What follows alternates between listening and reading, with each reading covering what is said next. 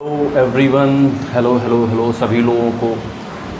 ये रेडियो आपके लिए ऑन किया है, बहुत ध्यान से सुनना, बहुत एकदम बिल्कुल शांति से, बिल्कुल आराम से, ठीक है। ये रेडियो आपके लिए है, जो नीट के स्टूडेंट्स हैं उनके लिए है। एयरफोन लगा लो, स्क्रीन देखना हो तो स्क्रीन देखो, कोई दिक्कत नहीं है, लेकिन सुनाई देना चाहिए आपको बहुत अच्छे से, रिपीट मोड में। चल तो स्टार्ट करा जाए क्या? स्टार्ट करते हैं। बेसिक पॉइंट टू पॉइंट बात करूंगा, डायरेक्ट क्वेश्चंस की बात करूंगा, है ना। नज़र नहीं गड़ाना, ध्यान से सुनना, दिमाग एक्टिव रखना। चाहो तो अपना विजुअल लर्निंग भी आप याद रखो। तो मेरे पास बहुत सारे पॉइंट्स हैं, बहुत सारे डाटा हैं जिसको मैं पुट करना स्टार्ट कर रहा हूँ। स्टार्ट करते हैं। देखिए, बायो की, बायो से पहले साइंस की। फादर ऑफ साइंस कौन है? एरिस्टोटल, ठीक है। अब फादर ऑफ आपके बायोलॉजी कौन है? एरिस्टोटल। फादर ऑफ जूलॉजी कौन है? एरिस्टोटल। तो 3 तरह के फादर आपके एरिस्टोटल ही हैं। साइंस के भी यही हैं, आपके जूलॉजी बायोलॉजी के भी यही हैं, और बायोलॉजी की जो ब्रांच होती है जूलॉजी, उसके भी फादर जो हैं एरिस्टोटल ही हैं, ठीक है। इसके बाद से आता है आपका बॉटनी। बॉटनी के फादर जो हैं आपके थियोफेरेस्टस हैं, ठीक है। फिर आता है फादर ऑफ मेडिसिन, तो हिप्पोक्रेट हैं। फादर ऑफ आता है आपका आयुर्वेदा, चरक जो है वो आयुर्वेदा के फादर हैं। और रॉबर्ट हुक का नाम आपने सुना होगा। सबसे पहले सेल को कौन डिस्कवर किया था?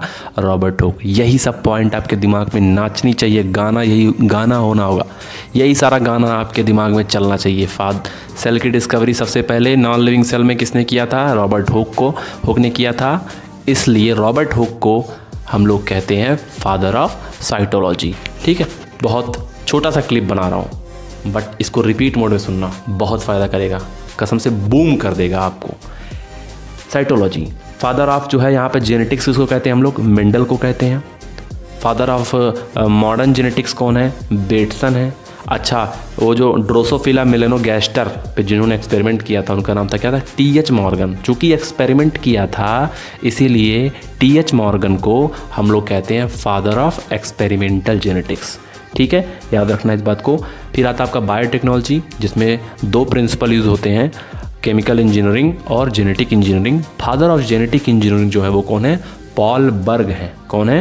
पॉल बर्ग। फिर मॉलिक्यूलर बेसिस ऑफ इनहेरिटेंस में आप लोग डीएनए फिंगरप्रिंटिंग पढ़ते हो, तो उसके फादर कौन है? यहाँ पर एलेक्स जेफ्रे हैं। और इंडिया में कौन है? यहाँ पे लालजी सिंह, ठीक है। अपने यहाँ के लालजी सिंह थे। इतनी बातें मैंने आपको आज बताई, फिर रिपीट करूँगा, याद रखिए। उसके बाद आता है आपका बायोलॉजी की थ्योरी। तो याद रखना, बायनोमियल नॉमेनक्लेचर किसने दिया था? कैरोलस लीनियस ने दिया था, ठीक है। इन कैरोलस लीनियस को हम लोग फादर ऑफ टैक्सोनॉमी भी कहते हैं।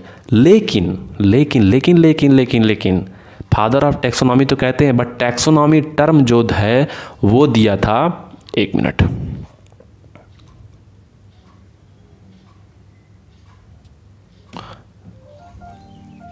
जी, टैक्सोनॉमी टर्म जो दिया था वो दिया था डी कैंडोल ने ही दिया था, ठीक है। आप चाहो तो इसकी स्पीड फास्ट भी कर सकते हो। यह आपका पॉडकास्ट है, आप सुन रहे हैं मुझे, मेरा नाम है रजत सुनेत, ठीक है। अब देखिए, आपको एक बात बताएं, बायोलॉजी टर्म किसने दिया था? First chapter of living world में लिखा है कि biology term is given by Lamarck and Treviranus. Lamarck and Treviranus, है ना। याद रखिए इस बात को। एरिस्टोटल जो थे, जो कि फादर ऑफ साइंस थे, फादर ऑफ बायोलॉजी थे, फादर ऑफ जूलॉजी थे, इनकी बुक का क्या नाम था जिसमें इन्होंने स्पेसीज़ को 2 पार्ट में डिवाइड किया था? तो इनकी बुक का नाम था हिस्टोरिया एनिमेलियम। क्या नाम था इनकी बुक का? हिस्टोरिया एनिमेलियम। लिविंग वर्ल्ड में आप लोग पढ़ते हो सिस्टमैटिक्स का नाम बहुत सारे लोग सुनते होंगे।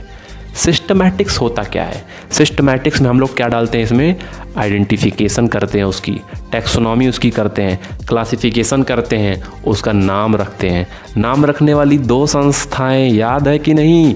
ICBN, international code for botanical nomenclature, ICZN, international code for zoological nomenclature, ठीक है। तो जूलॉजिकल चीज़ों का नाम ICZN रखता है और बोटैनिकल चीज़ों का नाम ICBN रखता है। बायोडाइवर्सिटी कितनी है? फर्स्ट चैप्टर में दिया हुआ है 1.7 to 1.8 मिलियन दिया हुआ है, इस बात को भी आप लोग याद रखोगे। अब दूसरी बात यह है कि जो सिस्टमैटिक्स वर्ड जो आप सुनते हो इसमें हम लोग क्या क्या पढ़ते हैं। एक तो इसमें हम लोग ये सब चीज़ें पढ़ते हैं, आइडेंटिफिकेशन, नॉमेनक्लेचर वगैरह। दूसरी चीज़ सिस्टमैटिक्स में जो पढ़ते हैं, एक एक लाइन याद करो, दिमाग में चलनी चाहिए, सामने आपके ऑप्शन के रूप में नजर आएगी। सिस्टमैटिक्स में हम लोग डाइवर्सिटी के बारे में भी पढ़ते हैं, और दूसरा एक ऑर्गेनिज्म का दूसरे ऑर्गेनिज्म के साथ क्या रिलेशन है और उसका क्या इवोल्यूशनरी रिलेशनशिप है, इन सब चीज़ों के बारे में हम लोग यहाँ पर पढ़ाई करते हैं सिस्टमैटिक्स के बारे में। तो सिस्टमैटिक्स में क्या, अब इवोल्यूशनरी रिलेशनशिप को हम लोग ऐड कर दिए हैं, इस बात को याद रखना। तो सबसे पहला आदमी वो कौन था इस दुनिया का जिसने किसी भी ऑर्गेनिज्म को, मतलब क्लासिफिकेशन की शुरुआत ही किसने की थी, तो याद रखिएगा वो एरिस्टोटल थे, जिन्होंने ऑर्गेनिज्म को 2 पार्ट में डिवाइड किया था। पहला पार्ट जो था वो ये था कि जिसके पास आरबीसी है वो अलग, जिसके पास आरबीसी नहीं है वो अलग। जिसके पास आरबीसी एब्सेंट है उसको उन्होंने नाम दिया एनाइमा, और जिसके पास प्रेजेंट है उसको नाम दिया उन्होंने एनाइमा। बच्चों ये 10 मिनट की क्लिप होगी, 10 मिनट से ज़्यादा कोई क्लिप नहीं होगी, और इसको रिपीट मोड में सुनना है। Anaima RBC present, A for absent, anaima RBC क्या होता है उनमें एब्सेंट होता है, ठीक है। तो हम लोग जैसे एनिमल्स हैं, we are belongs to anaima according to Aristotle, ठीक है। तो एनाइमा को इन्होंने फिर पार्ट में डिवाइड किया। कोई ओवी पैरा होता है जो कि अंडे देता है, कोई विवी पैरा होता है जो कि एग ले करता है, जैसे बर्ड हो गया, रेप्टाइल हो गया, कुछ एम्फीबियन हो गए, ये सब चीज़ें होती हैं। तो ये सब चीज़ें आपको ऑलरेडी पता है। अब आता है बायोलॉजिकल नेम जो होता है वो किसने किया, बाइनोमियल नॉमेनक्लेचर सबसे पहले आया कि किसी भी ऑर्गेनिज्म के 2 नेम होते हैं, जेनेरिक नेम और specific epithet. Generic name, specific epithet.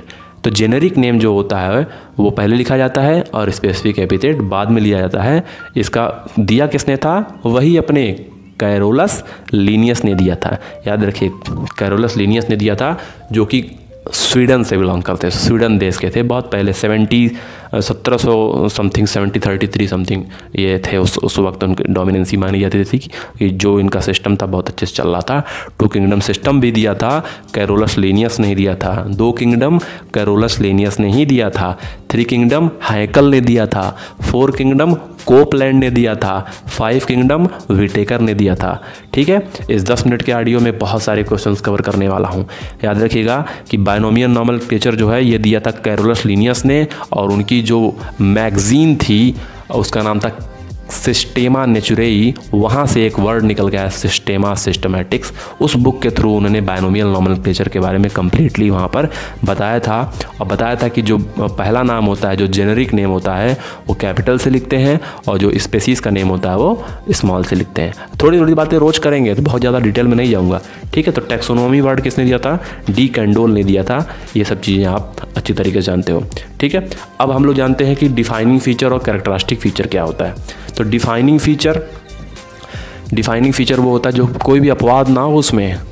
जैसे अगर कोई हर ऑर्गेनिज्म में मेटाबॉलिक प्रोसेस होती है तो इसमें कोई अपवाद नहीं है, है ना। हर ऑर्गेनिज्म में ग्रोथ जो होता है वो इनसाइड से होता है, इसमें कोई अपवाद नहीं है ना।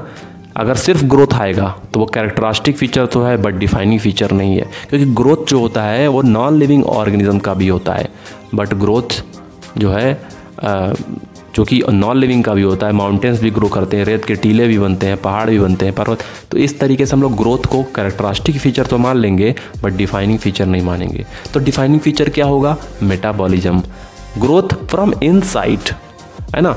अब रिप्रोडक्शन में एक बात कही जाती है, भाई रिप्रोडक्शन तो लिविंग ऑर्गेनिज्म ही करता है, नॉन लिविंग नहीं करता है। लेकिन रिप्रोडक्शन एंड सेल डिवीजन ये दोनों के दोनों सिनोनिमस हो जाते हैं किसमें, यूनिसेलुलर ऑर्गेनिज्म में। क्योंकि यूनिसेलुलर ऑर्गेनिज्म जो होता है उसमें एक ही सेल होता है, वही सेल डिवाइड होता है तो 2 सेल बन जाते हैं। अब उनमें कब तुम सेल डिवीजन कहोगे, कब रिप्रोडक्शन कहोगे। तो cell division is itself a mode of reproduction in unicellular organism, that's why reproduction is not considered as a defining feature, है ना। ये कैरेक्टरिस्टिक फीचर तो है। कंसिस्टेंस को भी हम लोग जो है यहाँ पर डिफाइनिंग फीचर लेते हैं। नॉन लिविंग ऑर्गेनिजम्स में कंसिस्टेंस नहीं होती, लेकिन self consistence is the only feature of human being, और किसी के पास सेल्फ कंसिस्टेंस, अपने खुद के लिए कंसिस्टेंस यहाँ पे नहीं होती है। तो ये चीज़ें होती हैं, हम देखने को मिलता है। जब भी आप किसी का नाम लिख रहे हो तो दो नाम होता है, एक जेनरिक नेम, एक स्पेसीज नेम। याद रखना, जैसे मान लो मैं बोल रहा हूँ मैंगीफेरा इंडिका, तो पहला जो मैंगीफेरा हो क्या है, जेनरिक नेम, और इंडिका क्या है, स्पेसीज नेम।